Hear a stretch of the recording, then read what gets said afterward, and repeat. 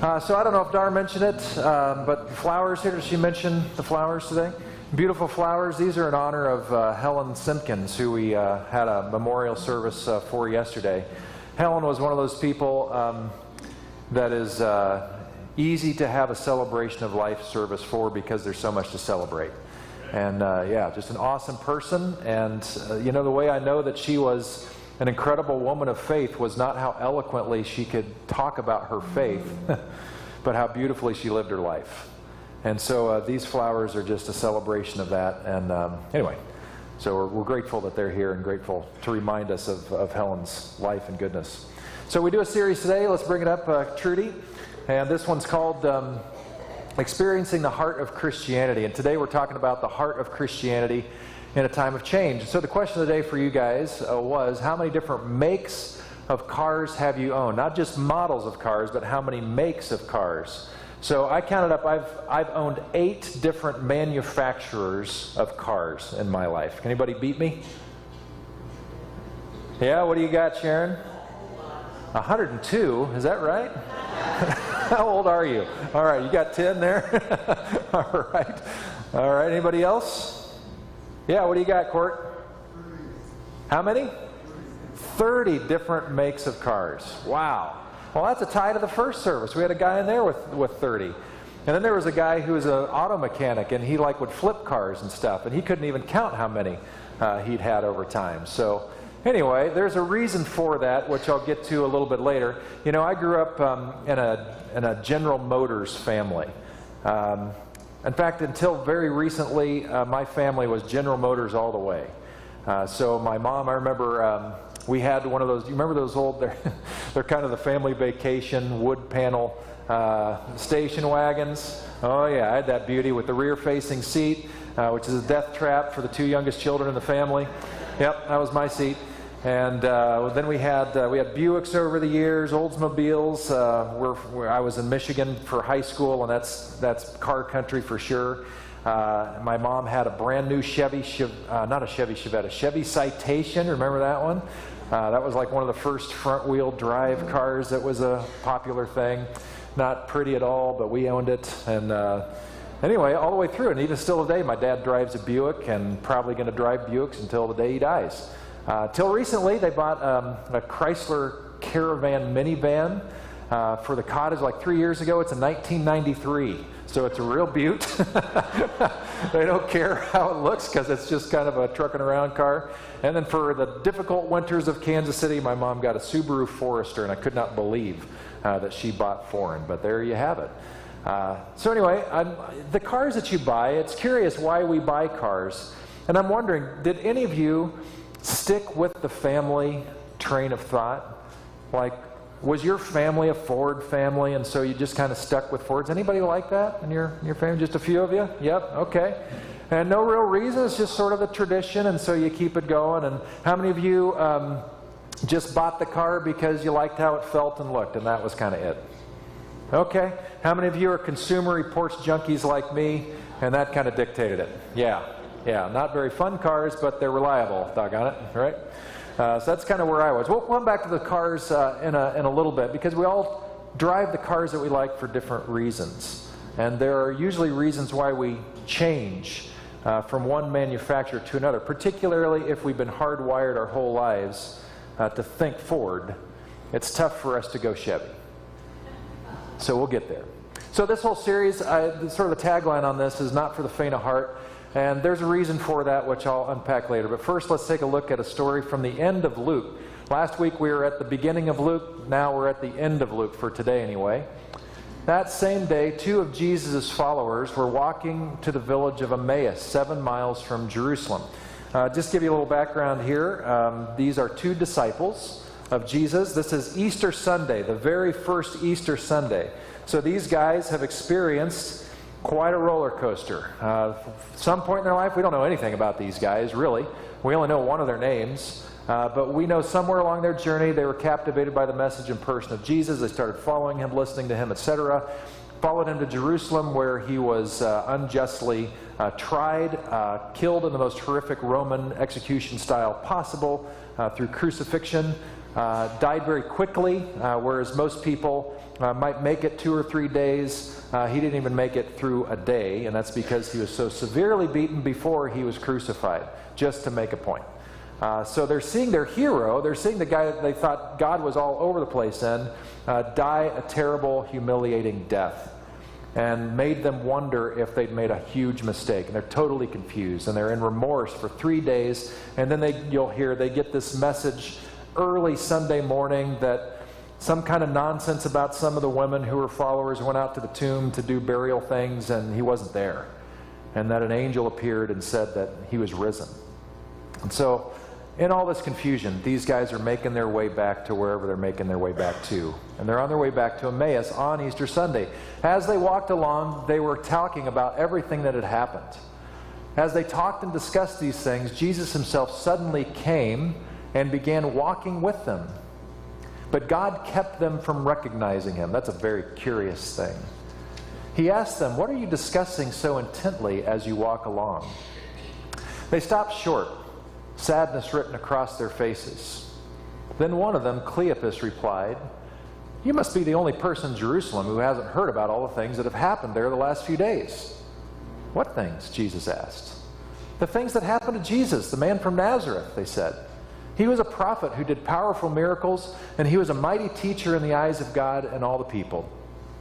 But our leading priests and other religious leaders handed him over to be condemned to death, and they crucified him.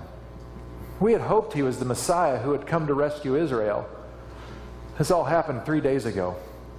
Then some women from our group of his followers were at his tomb early this morning, and they came back with an amazing report. They said his body was missing, and they had seen angels who told them Jesus is alive. Some of our men ran out to see, and sure enough, his body was gone, just as the women had said." Then Jesus said to them, "You foolish people, you find it so hard to believe all that the prophets wrote in the scriptures. Wasn't it clearly predicted that the Messiah would have to suffer all these things before entering his glory?" Then Jesus took them through the writings of Moses and all the prophets, explaining from all the scriptures the things concerning himself. We'll take time out here and just want to point something out. So these guys who are walking along the road, they know their Jewish history. They know their Jewish tradition. And they're not understanding what is happening right there in front of their eyes. That's very important for you to know, because then when Jesus comes along and starts explaining the very scriptures that they thought they knew so well, it's like they're seeing things again for the first time. They're seeing scriptures that have been there all along, but now they're seeing them with new light, new eyes, new vision. It's that same different way of viewing Scripture, different way of thinking about God, thinking about theology, thinking about how theology informs life and how those two ebb and flow together. That's what got Jesus killed. Because he was saying things that were bucking the tradition of the day. There was a way of thinking about Judaism that was sort of what we would call a later Judaism from our vantage point, because it wasn't the original Judaism, it was a later Judaism. And then Jesus comes along and says, "How did you guys think up that?" And started thinking about things different, saying things different, doing things different, healing different. And because he was different, he was emerging things out of that tradition which they had held so dear. That's what poked the bear. And that's what got him killed. And so now Jesus is doing the same kind of thing with these disciples. You guys haven't seen it. And now I'm showing it to you because it's been there all along. This is the face of God. Okay, let's go on. By this time they were nearing Emmaus and the end of their journey. Jesus acted as if he were going on, but they begged him, "Stay the night with us since it's getting late." So he went home with them. As they sat down to eat, he took the bread and blessed it. Then he broke it and gave it to them. Suddenly, their eyes were opened, and they recognized him at the breaking of the bread. And at that moment, he disappeared. Well, thanks a lot. We have so many more questions. They said to each other, "Didn't our hearts burn within us as he talked with us on the road and explained the scriptures to us?" And within the hour, they were on their way back to Jerusalem. There they found the 11 disciples and the others who had gathered with them, who said, the Lord is really risen. He appeared to Peter. So this is toward the end of Luke. And my question for you as we end with Luke is, how did Jesus introduce a time of change? Because even Easter Sunday was a radical shift in the way people thought about how things were supposed to be. There was a dead guy in a grave, and 3 days later people are experiencing this very mysterious risen Christ. Didn't look like Jesus, didn't act the same way that human beings are supposed to act. Very mysterious. Can you understand what a game changer that had to be for the disciples? First, to walk along with him, to see scriptures that they never thought of in a different way before, ways that went against the tradition that they said, this is correct and right. And now they're hearing something different and new, and the tension that that had to create. And now seeing all of these miracles happen throughout Jesus' ministry. And now, just to complicate things more, a guy is risen from the grave. And they experience something otherworldly. That's going to blow your mind. You cannot go forward the same way you once did. It's like the Matrix. You've got the choice between the red pill and the blue pill. And if you take one, you just go back to the way you've always seen the world and all will be well. But if you take that other pill, there's no going back. For the disciples who've experienced all this, there's no going back. You can't unsee what you've seen. The point here is, how did Jesus introduce a time of change? Oh, he just changed world history, that's all. He just changed the way we think about everything from that point forward. Everything. There was a then, and then there was a Jesus. And things haven't been quite the same since. So I want to go on to the next slide and talk about the time of change that we're in now and what I'm really talking about today and starting to unpack. Because we're going to be talking about an earlier and an emerging Christianity. We put a Facebook plug out this week just to promote what we were doing, invite folks in if they're curious about this stuff. And I got one comment that had a little bit of fear behind it, like, I'm not sure about this earlier Christianity stuff. What's earlier than the Bible? It's a great, insightful concern and inherent question in there. This is what I want you to know. That when we're talking about early Christianity, earlier view of Christianity, or an earlier lens of Christianity, I'm not talking about going back to 30 AD, because that's not really the Christianity that you and I know well. In the Western world, the Christianity that you and I know well actually started in 1600 CE or AD. Because that's when our tradition that has defined Christianity really came to bear on the world. It went hand in hand with the Enlightenment and scientific thinking and all this stuff. And at that point in history, we started to think scientifically about theology. If we can figure out cosmology and how everything works, then surely we can do the same thing with God. And for a long time, science and religion got along swimmingly. They were bedmates and everything was wonderful until the scientific community started to turn their gaze on the scriptures itself and started to ask some questions about some things that didn't add up scientifically. And once they did that, there was a rift. And science and religion struggled to get along from that point forward. Issues about cosmology, issues about the creation of everything. Now there was a war. That war led all the way up into the 1900s, and kids today have to learn about the Scopes trial, which at least part of which was about, did God create the world in 7 literal days or what? And it really had to do with how we think about God, how we think about Scripture, literalism, the whole thing. But here's my point. If you have not been thinking about this stuff before, the Christianity that you know, the Christianity that you call Christianity, is a 1600s Christianity. That's the mode of thinking about God. And I'll unpack it with you. The thing that we're contrasting it with is what we're calling an emerging Christianity. And the emerging really started to find voice in about 1900. And why did it show up in 1900? I mean, there have been people all throughout history that have had alternative ways of thinking about things, and that's just the way it is. And deeply devout people, by the way, not just people off on, on their own thing, but highly respected Jesus-following, Jesus-loving people all throughout history have always had different perspectives on things. But in 1900, this emerging thing started to get traction and voice. Well, why would that be? Well, it's because in 1895, the 5 fundamentals of fundamentalist Christianity was ratified in the Niagara Conference. And as soon as those 5 things were put down on paper, which basically said, you're only a Christian if you can sign off on these 5 things, there was an immediate reaction and response from people who looked at that and said, I don't think I can pass off on that, but I still think I'm a Christian. So this emerging voice started to resonate with a lot of people. Didn't really gain a lot of traction until somewhere in the 1980s, which we'll see a reflection on that in a moment. What I'm after with both of these things, we're going to look at just briefly today, is what is the heart of each? What are each of them really about? And is there a difference between the two? Because, well, I'll tell you, there already is. And one of the ways we know there's a difference is the sticking points that are leading to the emergence of something different within Christianity. This isn't an extra Christianity. This is within Christianity growing out of it, a new expression of it that's been growing for some time. 3 issues in particular, are good to look at. First, the ordination of women.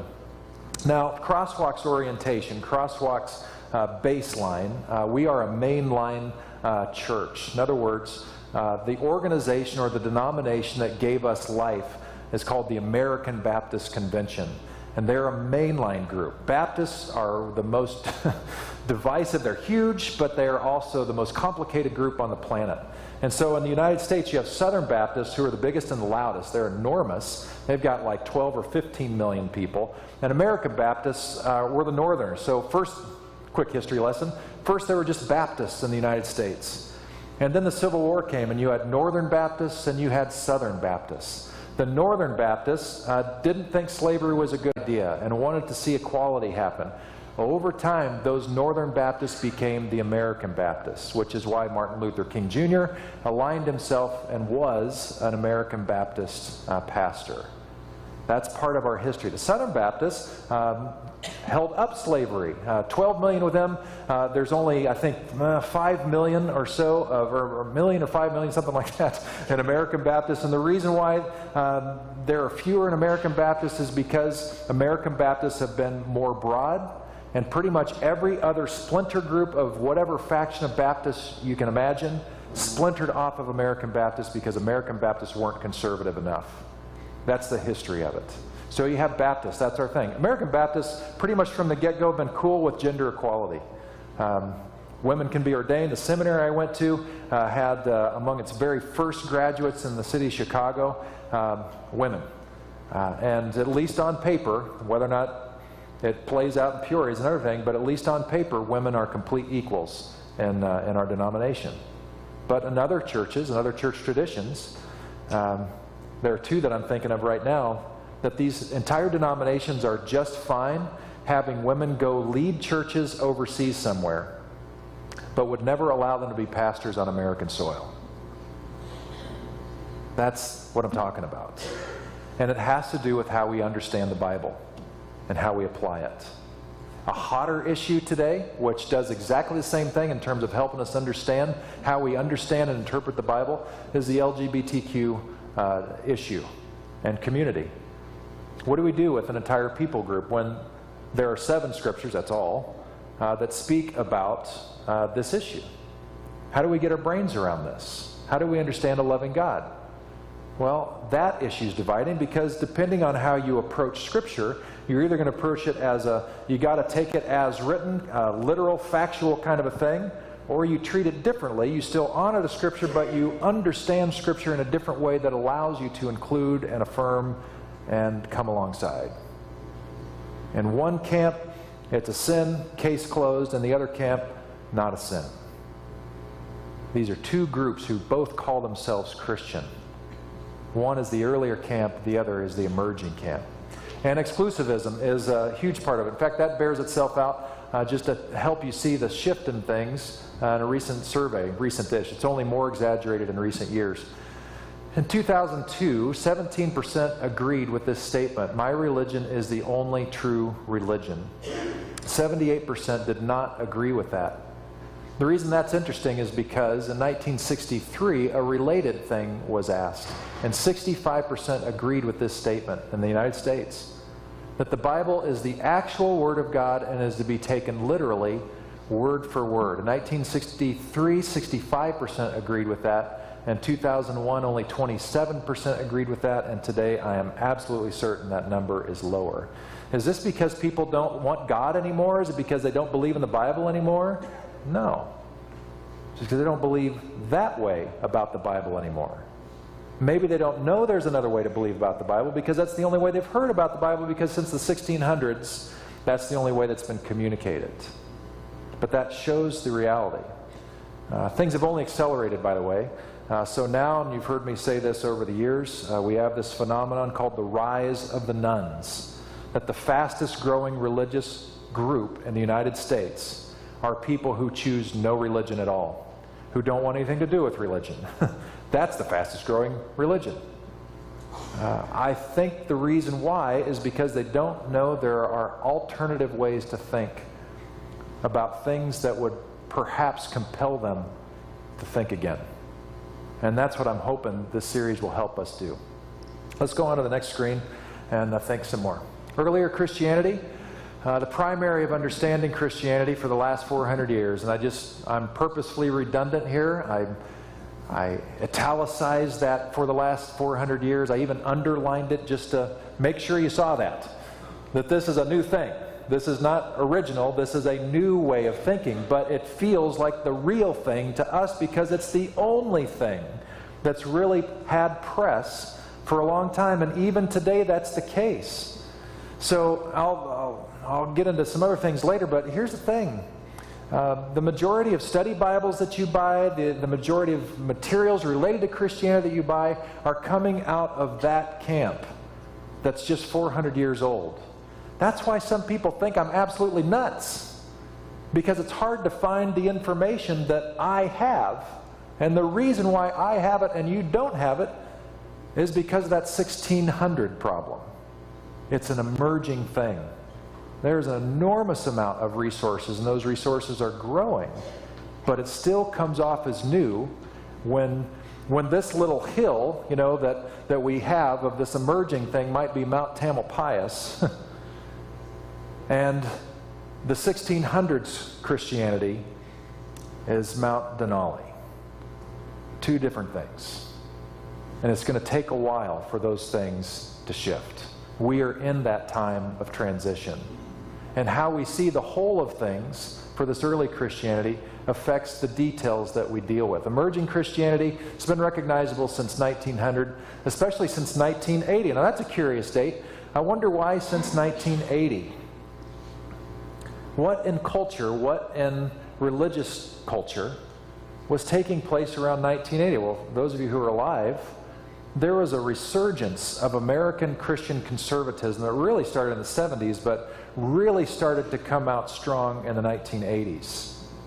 Anytime you're going to see a strong expression from one side of the Christian voice, which that strong expression, by the way, was a reaction to a lot of what happened in the 1960s, which was from the other expression. So you have this back and forth stuff in the 70s into the 80s. You had very strong statements coming out of conservative Christianity, and so the emerging thing starts to come up too, just to say, oh, wait a minute.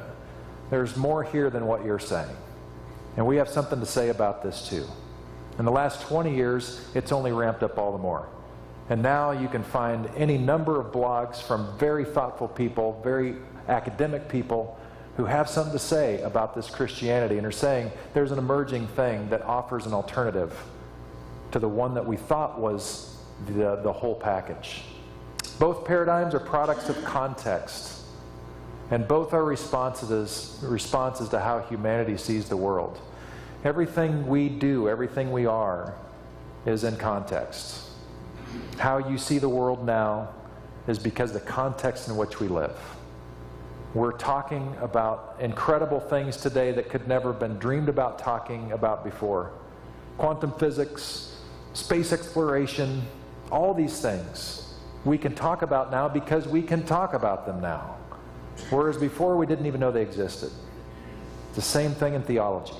We are able to talk about it now because we're able to talk about it now, if that makes any sense at all. All right, let's keep on trucking. So I'm going to walk you through just a comparison of these two different ways of viewing Christianity. And that's all we're talking about. This is what paradigm is about, is how do you see the world. And so in the earlier Christianity, in terms of the Bible's origin, the Bible is seen as a divine product with divine authority. The Bible comes from God as no other book does. It's the unique revelation of God. It's a divine product coming with a divine guarantee. The Bible is true because it comes from God. So that's the gist of it. Basically God wrote it. And so therefore it has to be true, all of it. The emerging Christianity views the Bible differently. They see the Bible as a human response to God. That the Bible was written for the ancient communities that produced it, to carry on the story, to carry on the teaching, to carry on the wisdom. It's a very different orientation to Scripture. If we keep on trucking, the next slide. In terms of biblical interpretation, early Christianity, earlier, sees interpretation as through a lens of literal factual, that truth and factuality go hand in hand. The miraculous is central to the truth of Christianity. In other words, if you take issue with any of the miracle stories of Jesus or the resurrection itself, no soup for you. You're done.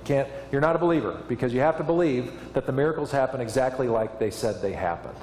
Because God wrote the Bible, therefore they're true, and that settles it.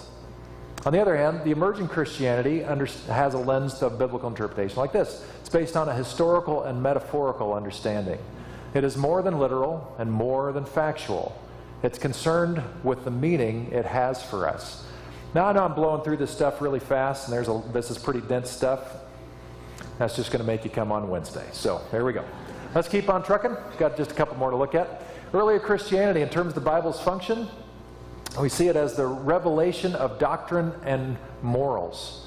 The Bible, as the revealed will of God, is the ultimate authority for both faith and morals. I've had people come to me and just want to sum up the book like this. They've said literally to me, the Bible is an acronym for basic instructions before leaving Earth. Isn't that nice? Well, that's kind of true. I mean, certainly the Proverbs and certainly there's so many things that give us wisdom and stuff, but to boil it all down to just say it's life's instruction manual or something like that, or it's encyclopedia for God, that kind of thing, not quite sure that captures the fullness of what the Scriptures were meant to be. So an emerging Christianity views the Bible's function as metaphorical and sacramental. Sacred in its status and function, but not in its origin. Living within Bible and tradition as a means whereby the Spirit speaks to us. So that's where it gets the sacramental part, is its purpose is to help us live in relationship with the divine. Our lives become more sacred. That's the point of it. And the last screen that we're going to look at today in this comparison. In earlier Christianity, let's talk about the Christian life emphasis. This is very, very important, by the way, because this is a huge, huge card in earlier Christianity. The emphasis in earlier Christianity is on afterlife and what to believe or do to be saved. It takes faith to believe things that are hard to believe. And the really important question is, where will you spend eternity? A religion of requirements and rewards is what you get with that earlier Christianity. And if you believe in Christianity now, you're doing it for the sake of salvation later. Let me unpack this a little bit, because at face value, it seems like it's pure grace. It seems like it's all gift, but it's not. And this is one of the pieces that caused me to shift. In my little video thing, I know that not even all crosswalkers watched it because it hasn't had enough clicks. I could pay attention to those things. And so basically what I said in this, and largely didn't need to because you know me if you come to this church much, the part of my story is not only was I thinking about leaving ministry in total in the early 2000s because it was hell, but I was even thinking of leaving the faith. Because I was so challenged by some different things that I just couldn't sit with anymore. And some of the issues that I was having, I got answered through my doctoral stuff. But then the funny thing is my doctoral stuff just made me ask more questions, which led me to more information, which actually, in a good way, saved my faith. So I'm more fired up about my Christian faith than ever before, and it hasn't stopped since then. But it's coming from a different angle. It's coming from a different place. And one of the things I had issue with was this trump card on earlier Christianity, where the gist of it is simply, it all boils down to, are you going to heaven or not? And I tell you what, if that is the only issue that's on the table, then the argument is, who cares about anything else? Because if you don't get that right, who cares about your measly life of 60, 80, or 100 years when eternity is at stake? That's a lot of pressure. So no matter what other things you want to talk about semantics and all that, that's where it all comes back to. But here's the sinister side of that theology, which is born in part out of Genesis 3 and is built on by Paul in the New Testament, but I think we got off track on some things and we missed his tone.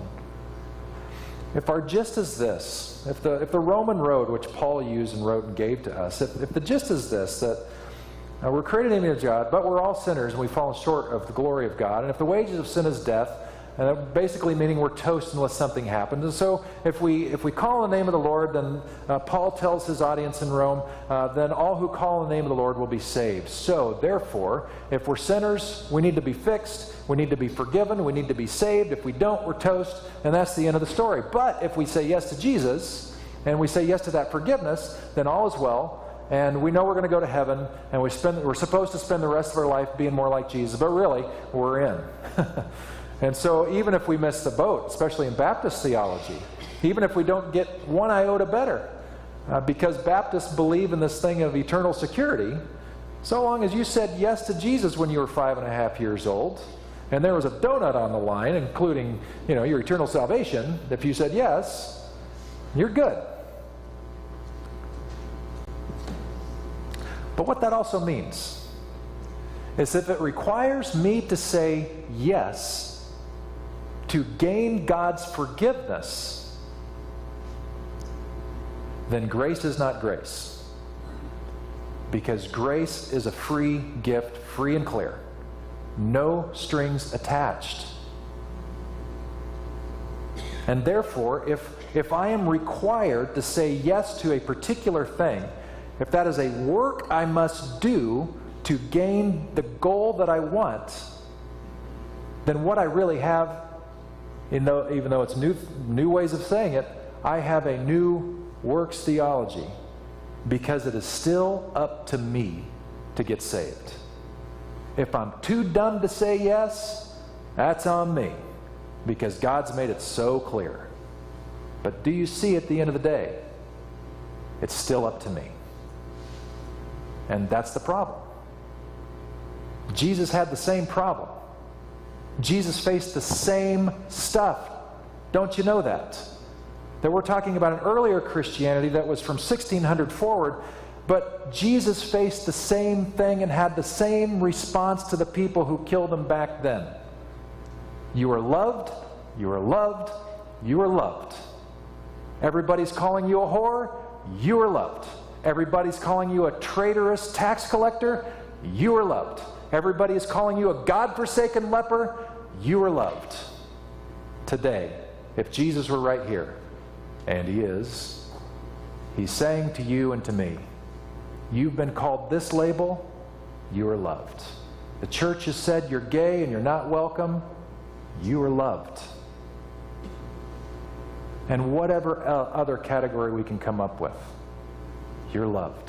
Does it mean we don't take grace seriously? Does it mean we don't take the invitation? Is that? No, of course not. Because in the emerging Christianity, the point of the Christian life, the emphasis is on transformation in this life through relationship with God, which is what it's always been in the deepest parts of the Jewish tradition. To be Christian does not mean believing in Christianity, but a relationship with God lived within the Christian metaphor and sacrament of the sacred. In other words, it's about becoming who we are. It's about becoming more divine, less dust. That's the point of it all. That's why I have absolute confidence in the fact that Helen Simpkins is enjoying a heavenly bake-off, right now. Not because she articulated it so well, because she was so eloquent, and on her deathbed before she went in the hospital, she said, just want to make it clear to everybody, I said yes to Jesus. I don't need to know that because I saw that. She said yes to Jesus in 100 ways, 1,000 ways over the course of her life. She was transformed. And I want to tell you, she had the choice to go the other direction because she went through hell. She lost a son at an early age, 2 husbands. She was one of the most positive, joyful, hopeful, unbitter people you could meet. Transformation. That's what it was about for Helen. That's what it was always about. And that's what it's about for us. Who are we becoming? What is this whole thing about? So that's kind of where we're going to be talking about with this emerging thing. And you might be having a little bit of fear and trepidation on some of this, and that's okay, because you should.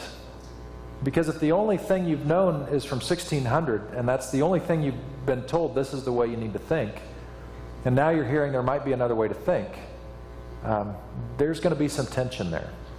So there's a framework to think about this, a way to kind of get your head around this whole thing that we're doing. It comes from a guy named Kenneth Burke. Let's take a look at what he says on the next screen. I know the print's small, but I wanted to give it to you. Imagine that you enter a parlor. You come late. When you arrive, others have long preceded you, and they are engaged in a heated discussion. A discussion too heated for them to pause and tell you exactly what it is about. In fact, the discussion had already begun long before any of them got there, so that no one present is qualified to retrace for you all the steps that had gone before. You listen for a while. Then you put in your oar. Someone answers. You answer him. Another comes to your defense. Another aligns against you, to either the embarrassment or gratification of your opponent, depending upon the quality of your ally's assistance. However, the discussion is interminable. The hour grows late. You must depart. And you do depart, with the discussion still vigorously in progress. In other words, we're not beginning this discussion. We're entering into it now in 2018. We've been in the discussion ever since we were alive.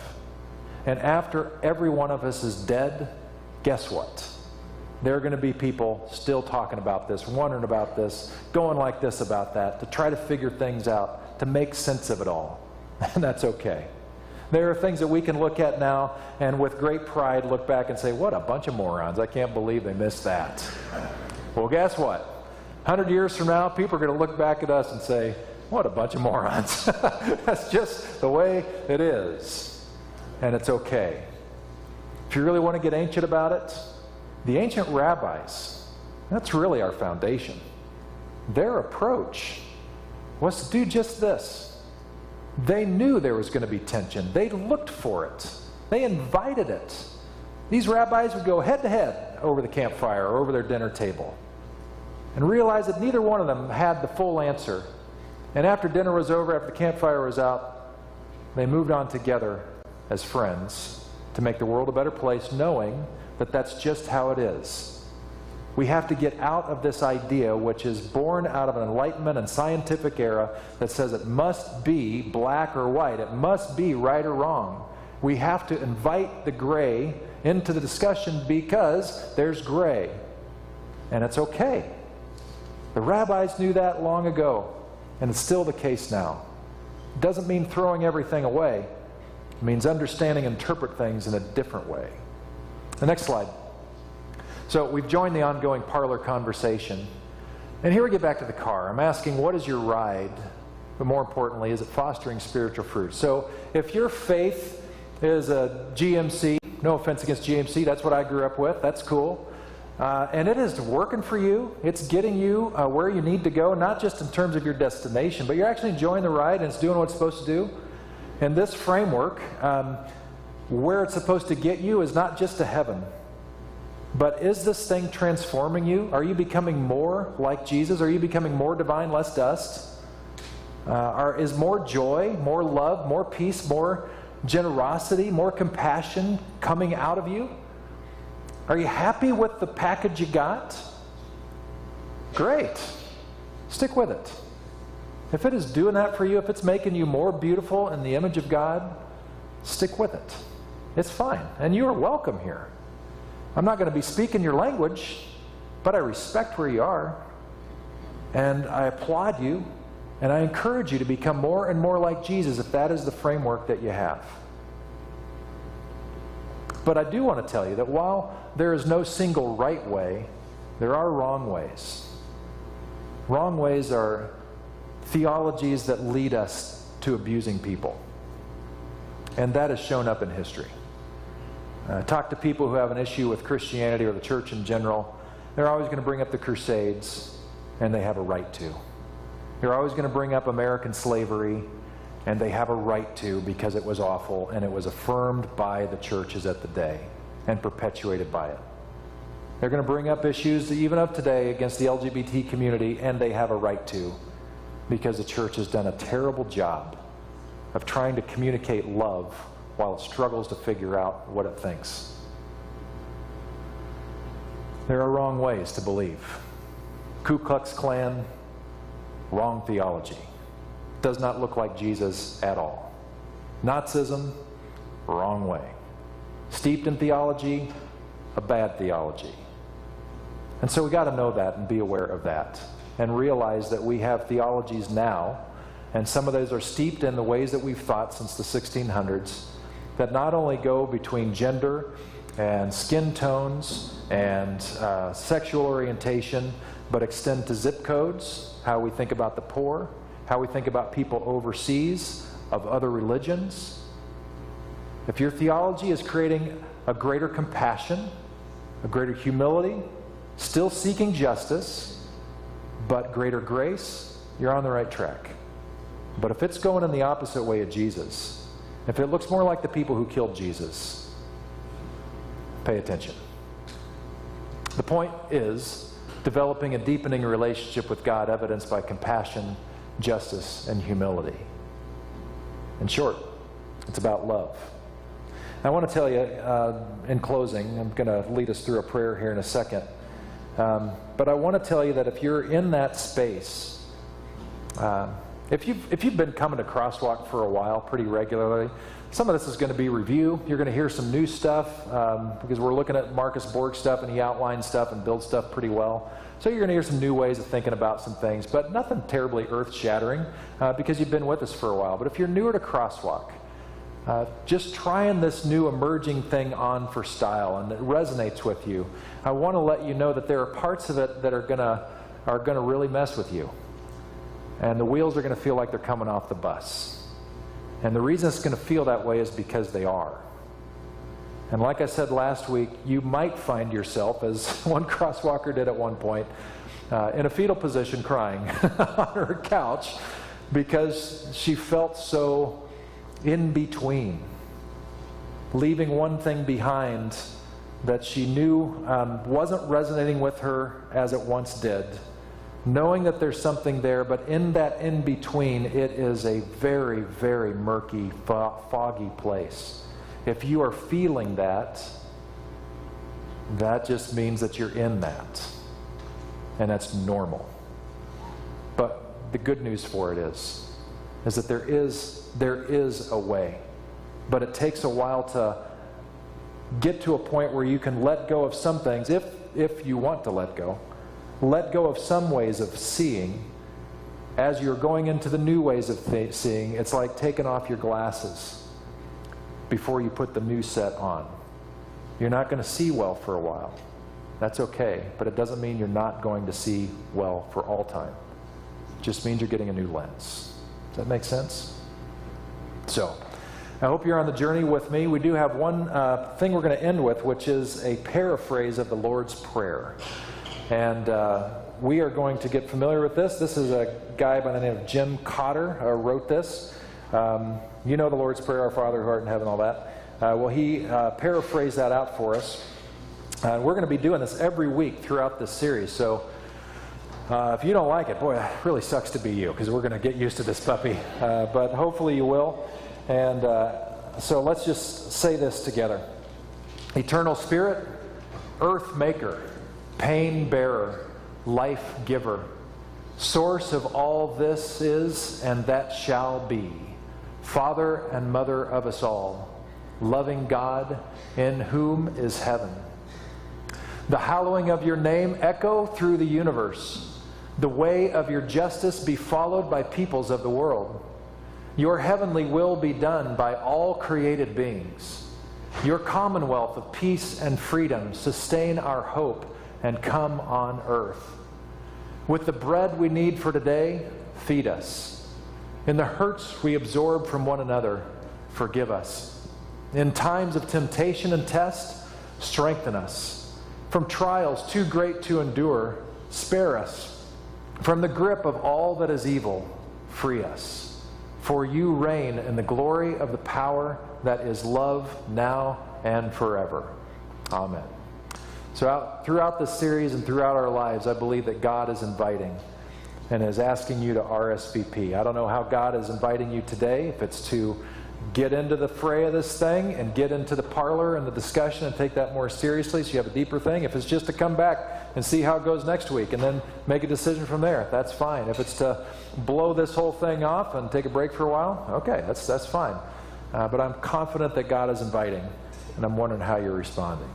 The band's going to come on stage and lead us in one final song. While they're doing that, if you have not had the opportunity to fill out your clue-in thing, let us know of any prayer concerns that you have or any questions you might have, or let us know of any information that you need us to know.